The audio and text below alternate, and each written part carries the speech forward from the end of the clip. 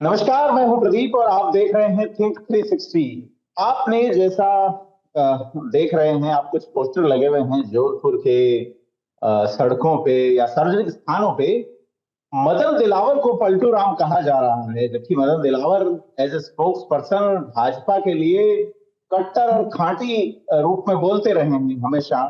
और मदन दिलावर जो कि राजस्थान के शिक्षा मंत्री हैं, उनको लेके जोधपुर में विरोध के स्वर मुखर हुए और ऐसे मुखर हुए कि सड़कों पे पोस्टर तन गए। पोस्टर तानने वाले जो लोग हैं, उनकी बात ये जायज भी नजर आती है या उस बात में कुछ नाजायज है। दोनों चीजों पे, दोनों बिंदुओं पे बात करेंगे। हमारे साथ शंभू सिंह जी मिड़तिया हैं, जो कि शिक्षक नेता हैं और जोधपुर के सूरसागर इलाके में पोस्टेड है। साथ ही कर्मचारी नेता भी हैं। सीधी अदावत तान ली है उन्होंने सरकार के मंत्री से। क्या कहानी है शंभू सिंह जी, अपने बारे में बताएं और क्यों आप मदन दिलावर को पलटू राम कह रहे हैं?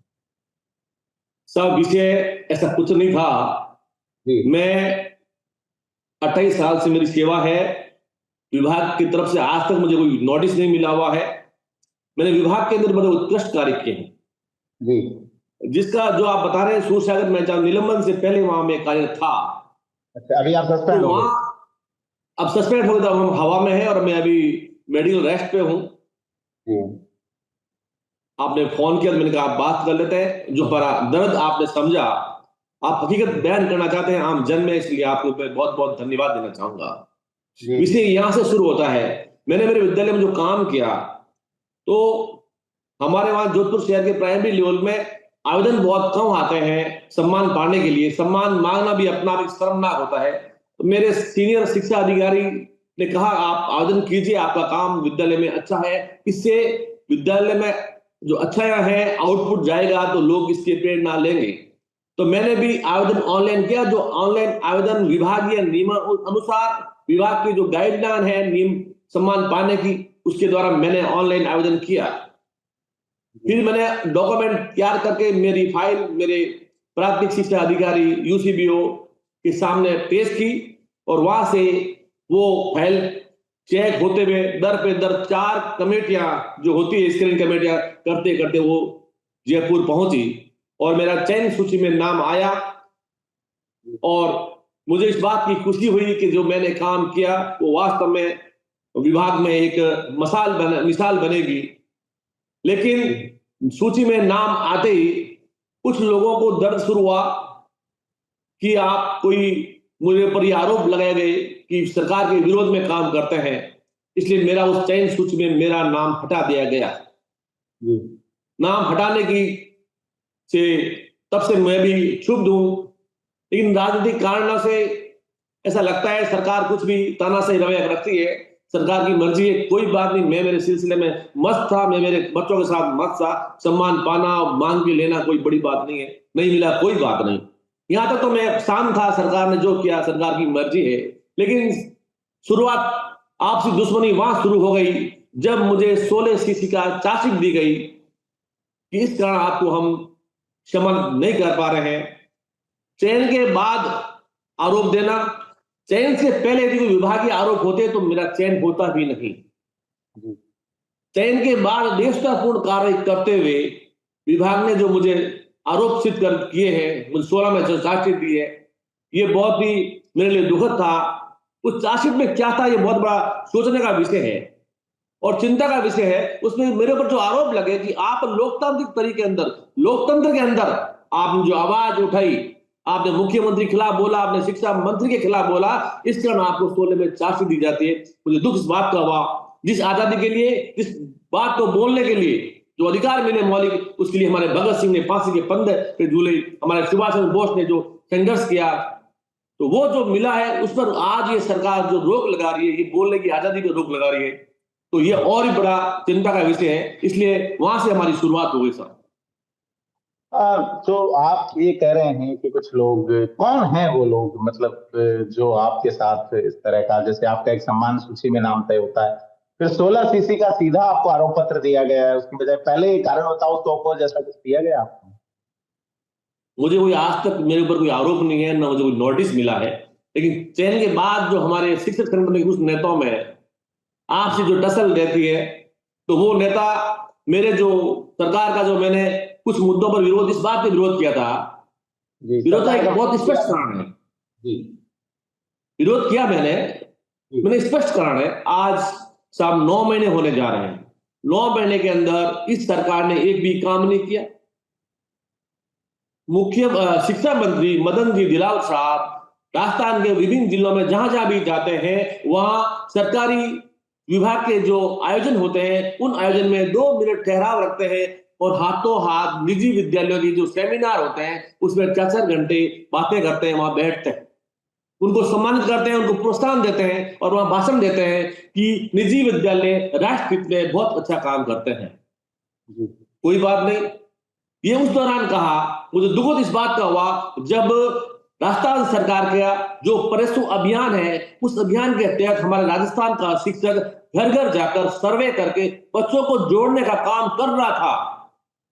नामांकन बहुत बड़ी चुनौती होती है और उस दौरान धन्यवाद सरकार का प्रोत्साहन जब हमारे सरकारी शिक्षक को मिलना चाहिए था, उसकी बजाय निजी विद्यालय को और निजीकरण को बढ़ावा देने की जो बात की, इससे मुझे बहुत बड़ा दुख हुआ और मैंने ये ठानी थी, मैं इस बात का उनके जो निजीकरण का प्रेम है, निजी विद्यालयों की तरफ जो प्रेम है, वो प्रेम में खत्म करके रहूंगा। मैं इस बात का विरोध करूंगा और ये जब शिक्षा मंत्री आएंगे तो मैं उनके सामने विरोध करूंगा। हमारे यहाँ जोधपुर सर्किट हाउस में जब शिक्षा मंत्री आए थे, तो बड़ी शर्मनाक घटना मैंने देखा। उस समय सैकड़ों निजी विद्यालय की संस्था प्रधान वहां खड़े थे। एक शिक्षा मंत्री जब किसी जिले में दौरा करता है, तो वहां फरियादी खड़े होते हैं, वहां कैंसर पीड़ित खड़े होते हैं, वहां किडनी के पेशेंट खड़े होते हैं कि मेरा ट्रांसफर कर दो डिपार्टमेंट में। जो पंच और सरपंच इसलिए खड़े होते हैं कि मेरे विद्यालय में स्कूल क्रमोन्नत कर दो, वहां विद्यालय खोल लो। लेकिन वहां किताबें बेचने वाले, वहां ड्रेस बेचने वाले और संस्था प्रधान जब शिक्षा को बेचने वाले, वो संस्था प्रधान की वहां लाइन लगी हुई थी, तब मैंने इनकलाब जिंदाबाद का नारा दिया। ये निजीकरण का प्रेम नहीं चलेगा, दिलावर मुर्दाबाद मुर्दाबाद। तो ये वो मेरा दिलावर जी, वीडियो, ये आप आरोप लगा रहे हैं मदन दिलावर जी, जो कि राजस्थान के शिक्षा मंत्री है, कि वो निजीकरण के पक्ष में है विद्यालयों के, आपका ऐसा कहना है? हाँ सर, तो आप केवल आपकी जो सम्मान वाला मामला कैंसिल हुआ उससे क्षुब्ध हैं, या व्यवस्था वाली बात तो आप बाद में कह रहे हैं? अभी आपको सम्मान नहीं दिया इसीलिए ये रोष जग पड़ा, अचानक एक शिक्षक उठ खड़ा हुआ? सम्मान नहीं दिया सर, मेरा विरोध तो पहले भी था। जी मैंने विरोध तो किया था सर अगस्त के अंदर, जी और सम्मान मिला मुझे सितंबर में। जी मैं सर सुबह 7 बजे से 1 बजे तक इस विद्यालय में रहता हूं, वहां मैं शिक्षक हूं, वहां मेरे बच्चे भगवान है, वो मेरी जिम्मेदारी है, वहां मैं श्रेष्ठ कार्य करता हूं। और 1 बजे बाद मैं राजस्थान के शिक्षकों का लीडर हूं, मैं मुखिया हूं। उस नाते मैं शिक्षा को बचाने के लिए, बच्चों, गरीब बच्चों को पढ़ाई और विद्यालय संस्था बचे और हमारे शिक्षक हित में मैं काम करता हूं। और जहां जहां हमारे सरकारी बच्चों के हित में जहां चोट होती है, जहां हमारे शिक्षक के हितों में जहां चोट होती है, तो मैं मुख्यमंत्री होते शिक्षा मंत्री, मैं सबका विरोध करता है और करूंगा। अच्छा, ये पलटू राम शब्द जो है ये कहाँ से गढ़ लिया आपने? क्या इसके पीछे का बेस क्या है कि पलटू राम ही कहा जाए? पलटूराम शब्द का पर्यायवाची शब्द होता है किसी जी भी कार्य के लिए। हमारे शिक्षा मंत्री जी ने जब से ही आपने कार्यभार संभाला है, हमारे साथ शिक्षा विभाग की हालत बहुत अभी बदतर है। हमें आशा थी सरकार से कि सरकार कुछ अच्छा काम करेगी, लेकिन इस सरकार ने आदेश पे आदेश, आदेश पे आदेश, 7 आदेश किए और जो महत्वपूर्ण आदेश थे जिनको इंप्लीमेंट करना था, लेकिन माननीय शिक्षा मंत्री जी ने हर आदेश को पलटा पलटा और पलटा, और बार बार पलटने को पलटू बोलते हैं क्योंकि शिक्षा मंत्री है, जिन्होंने ये करते किया, इसलिए मैंने पलटू राम जी बोला है। जी ये बिल्कुल, उनके सेट बैठता है। ये सेट बैठता है उनके। जिस तरह से 7 आदेशों का हमने एक समाचार पत्र में उनका सुना भी। करते हैं, उनके क्रम है, उनकी गतिविधि एक्टिविटी वो साबित हुई सर। जी जी, ये इंग्लिश स्कूल वाला भी आपने लिखा है, तो क्या इसके आप पक्ष में हैं? इंग्लिश स्कूल, महात्मा गांधी विद्यालय, क्या बदलाव आया था इंग्लिश मीडियम का, या टीचर ही नहीं थे सरकार के पास? दोनों पक्ष अपनी अपनी बात कहते हैं, भाजपा कांग्रेस। आप क्या सोचते हैं एक मैं शिक्षक दोनों होने पक्ष रखता हूं। जी जोधपुर की मैं बात बताऊं, मैं जो यहाँ जानता हूं, मैं हकीकत जानता हूं। आप हमारे मगरा पूजना विद्यालय में पधारिए, बच्चे हमारे इंग्लिश बोलते हैं। एक गरीब अभिभावक जिसका सपना होता है मेरा बच्चा इंग्लिश बोले, मेरा बच्चा अंग्रेजी में बात करे। मैं वो परिवार, वो गरीब परिवार, निजी विद्यालयों की किताबों की कीमत 10 कीमत, 8,000 रुपए कीमत, ड्रेस की 5,000 कीमत, जूतों की कीमत वो वस्तु दे नहीं सकता। उसका सपना होता है मैं भी, मेरा बच्चा इंग्लिश माध्यम में जाए और पढ़े। ये माननीय अशोक गहलोत ने जो एक महत्वपूर्ण योजना लागू की थी, हर जगह इंग्लिश मीडियम विद्यालय, तो हमारे यहाँ हजारों की लाइन लगती है प्रवेश करने के लिए। और वह बच्चे आज बहुत ज्यादा सुधार है, जहां पर्याप्त टीचर्स हैं, जहां संसाधन है, वहां हमारे शिक्षकों की मेहनत रंग लाई और वहां बच्चे हमारे इंग्लिश बोलते हैं। लेकिन पूर्व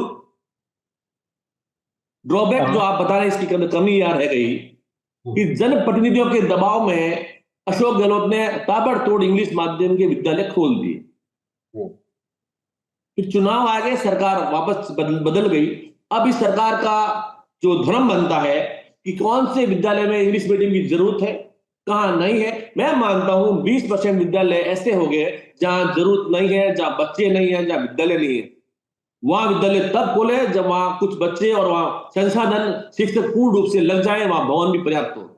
तो यह जरूरी है कि 10-15% विद्यालय बंद होने चाहिए और जो अच्छे चल रहे हैं वहां पर उसको सहयोग करना चाहिए सरकार का, तब और अच्छे चले। और जो कमजोर है उसको संबल देना चाहिए, ताकि हमारा जो माध्यम है, हमारे विवेकानंद का मॉडल भी है, हमारे यहाँ महात्मा गांधी कस्तूरबा गांधी विद्यालय का मॉडल भी है, हमारे यहाँ प्रधानमंत्री पीएम श्री विद्यालय का भी मॉडल है।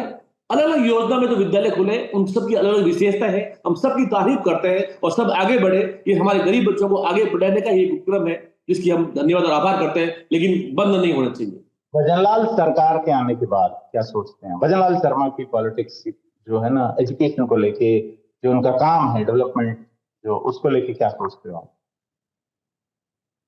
अब मैं नहीं चाहता कि मैं मदन दिलावर से आगे भजनलाल जी तरफ बढ़ूं। आपने तो प्रश्न कर दिया है तो आज की तारीख में भजनलाल सरकार को फेलिटी मानते हैं पूरा राजस्थान। लेकिन मैं उनकी इतनी बड़ी तारीफ करता हूं एक मुद्दे पर, जो आज भी मेरे फेसबुक पेज पर लिखा हुआ है। वो पोस्ट जब रामू जी रायका और बाबूलाल जी कडारा जब वो गिरफ्तार हुए थे, मेरी आत्मा में बहुत बड़ी ठंडक पहुंची। हजारों लाखों बेरोजगार जो युवक उनके अंदर, उनको राहत मिली। इस कार्य के लिए मैंने भजनलाल जी का स्वागत करने का सोचा था। मैंने मेरे फेसबुक पेज पर एसओजी कार्य के लिए भजनलाल जिंदाबाद जिंदाबाद मेरा लिखा था, और आज भी वो लिखा हुआ पड़ा है। हर काम खराब नहीं होता, हर काम अच्छा नहीं होता। जो कार्य की तारीफ के काबिल है, उसके अलावा जो विकास, जो भी माहौल है भजनलाल जी का, वो पॉजिटिव नहीं है। यदि ये सरकार कुछ अच्छा नहीं कर पाएगी तो 5 साल जनता को बहुत बुरा भुगतना पड़ेगा। हम चाहते हैं कि हमारे राजस्थान के विकास के अंदर सरकार मजबूत हो, विकास करे और जन जन के विकास होने चाहिए। आज जो सड़कों के हाल बहुत बुरे हैं, लेकिन हम ये भी नहीं कहते हैं कि भारी बारिश और लगातार बारिश भी पहली बार आई है, लेकिन आज तक किसी ठेकेदार को फांसी नहीं हुई, आज किसी इंजीनियर को बर्खास्ती नहीं हुई है। ये बड़ा प्रश्न चिन्ह है। हम हर बार सड़क बनाते हैं और दो बात लिखकर, पत्रकार 2 बार लिखता है, बात खत्म हो जाती है और सरकार नई बजट देता है और सरकार, लेकिन सड़क क्यों टूटती है, क्यों खड्डे हुए, इसके लिए तो कोई ठेकेदार की फांसी हुई, ना कभी इंजीनियर और डॉक्टर की फांसी हुई है। शंभू सिंह जी, मैं ये जानना चाह रहा हूँ कि आपने ये कहा मदन दिलावर पलटू राम है, भजनलाल सरकार उतनी सफल नहीं है जितनी होनी चाहिए, तो आप डिमांड कर रहे हैं मदन दिलावर जी को शिक्षा मंत्री से हटाया जाए, तो सरकार सफल नहीं है ऐसा आप कह रहे हैं। अब कौन ऐसा मिनिस्टर है जो आप वाला विभाग यानी कि शिक्षा विभाग की सदारत कर सकता है आपकी नजर में? मैं मेरी हैसियत से बात करता हूं साहब, मैं मेरे विभाग की बात करता हूं। मेरे विभाग के लायक मदन लाल जी दिलावर है नहीं। जो लायक है वो देवगणी साहब थे, नरेश गंगवार साहब शिक्षा का मॉडल रूप देने में नंबर वन रहे हैं। मेरी नहीं, राजस्थान के प्रत्येक शिक्षक की आवाज है, उसकी डिमांड है कि गंगवार साहब या तो शिक्षा मंत्रालय को संभाले, या वो मॉडल है जो उनकी नीतियां थी वो लागू करे, तभी इस राजस्थान का भला हो सकता है। आज शिक्षा विभाग की बहुत बुरी हालत है। एक चाणक्य का कथन है कि शिक्षक की गोद में सृजन और प्रलय दोनों पलते हैं। बचपन में हमने सुना लेकिन 1998 में शिक्षकों ने एक आंदोलन किया था, 98 या 99 में, आपको याद होगा। उसके बाद कई शिक्षक विधायकों का टिकट मांगने के लिए, शिक्षक नेता, आप भी शिक्षक नेता हो, आप भी आंदोलन कर रहे हो, चुनाव का तो मन में नहीं है आपके कहीं कि अपन अशोक जी के बारे में आपने माननीय श्री अशोक गहलोत कहा, भजन लाल शर्मा आपने जिंदाबाद कहा, दोनों में ही चलो आप रख रहे हो, लेकिन ये तो नहीं है कि प्रसिद्धि का आधार बना लिया जाए और सीधा ऐसा कुछ मानस। मेरी जो लड़ाई है वो मुद्दों पर है, उनकी कार्य पर है, उनकी नीतियों पर है। उस कारण मैं बोल रहा हूं, बात राजनीति की है, टिकट की बात है।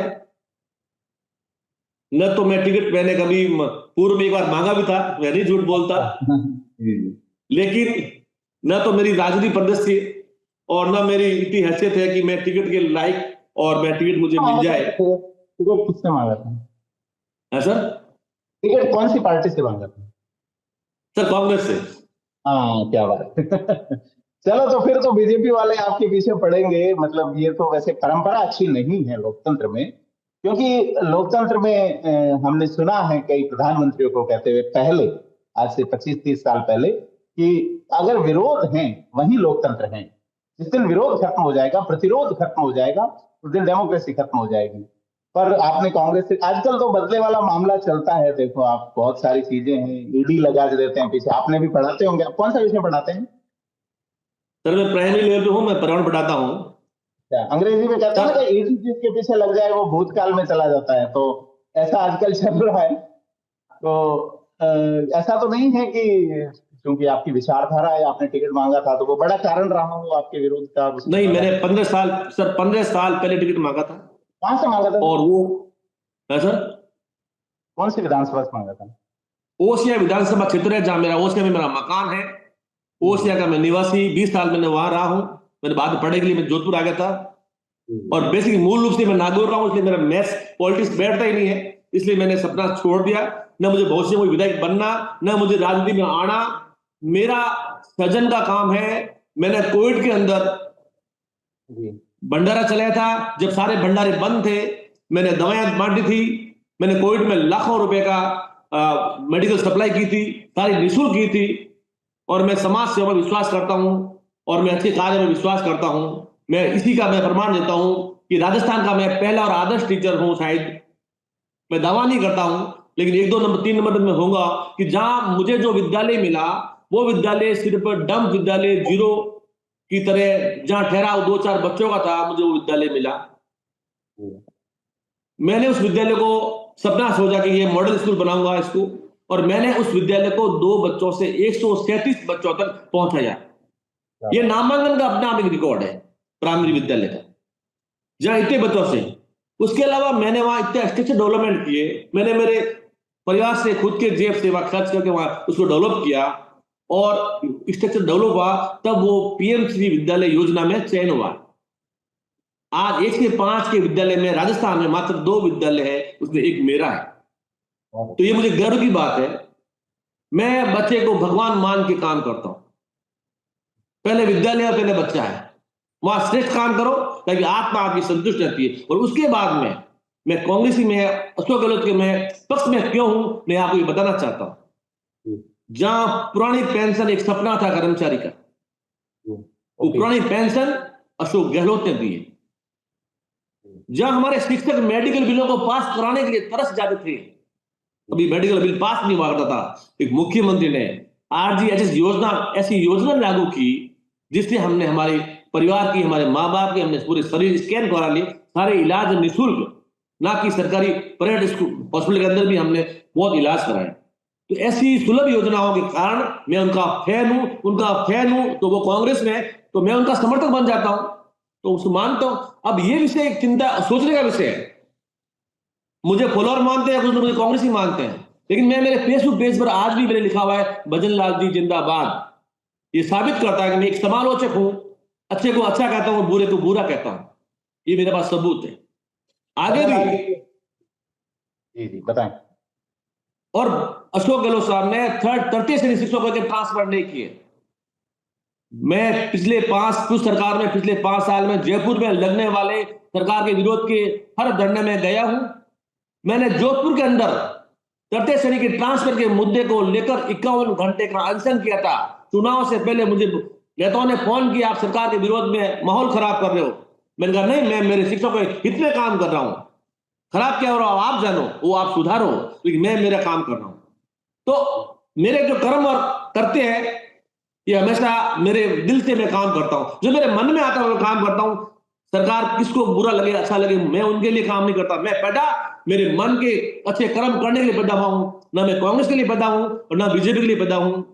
जो गलत करेगा उसकी मैं सड़क पे नाप लूंगा, और जो अच्छा करेंगे तो फूलों के हाथ से उनको सजा दूंगा।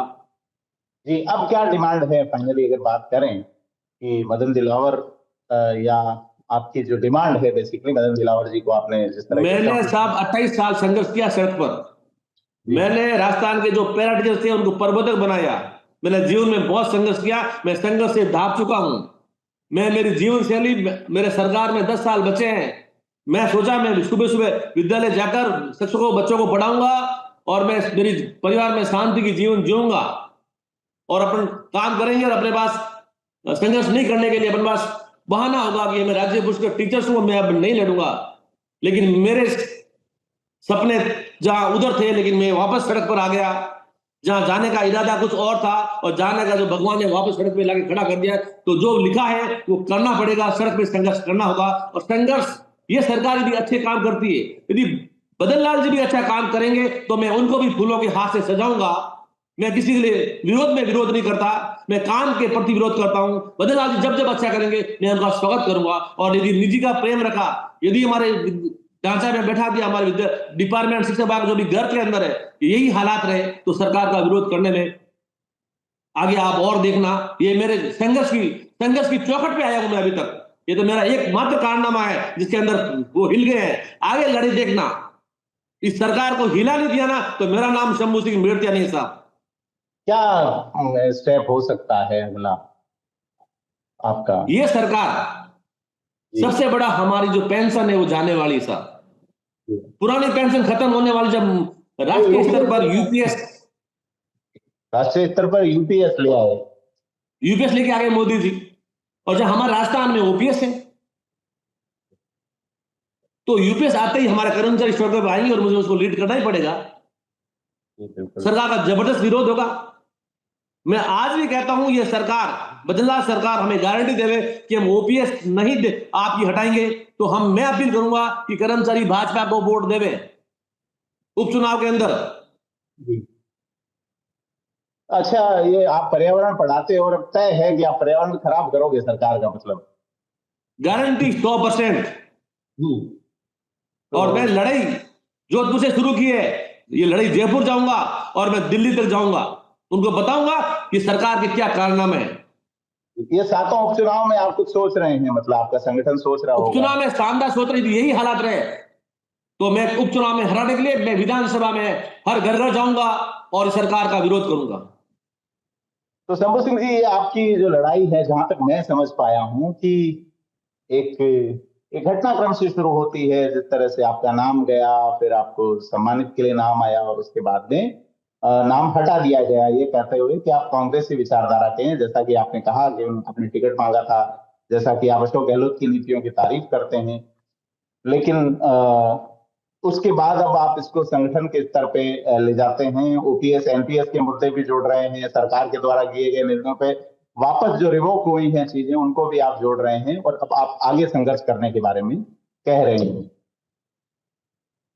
जरूर सर, हम चाहते हैं सरकार हमें संघर्ष का मौका नहीं दे, संघर्ष की जरूरत नहीं पड़े, लेकिन हालात ऐसे हैं। हाल ही में बजनलाल जी ने एक ऑर्डर किया है कि यदि कोई कर्मचारी की मृत्यु हो जाती है तो उसके आश्रित को जो पेंशन है, उसकी बेवा को जो पेंशन है, वो 7 से 10 साल तक ही मिलेगी। तो इससे बड़ा घटिया ऑर्डर हो नहीं सकता। हम उसको लेकर भी सड़क पे जाएंगे। उस बेवा की उम्र 100 साल होगी या 90 साल, ये तो तय नहीं है, लेकिन कर्मचारी यदि 30 साल में मर गया तो उसकी बेवा को आगे 10 साल बाद की बात पेंशन नहीं मिलेगी। इससे बड़ा सोचना विषय क्या हो सकता है कि हमारे कर्मचारी की मौत पर पेंशन के नाम पर वो अपना पैसा बचा रही है। जी, तो आपने हमें समय दिया और लंबी बातचीत की, अपने विचार, अपने तासुरात बताए, इसके लिए बहुत धन्यवाद। और भी बिंदुओं पे हम लगातार आपसे रूबरू होते रहेंगे। हमसे जुड़े इसके लिए बहुत बहुत धन्यवाद शंभू। धन्यवाद, थैंक यू।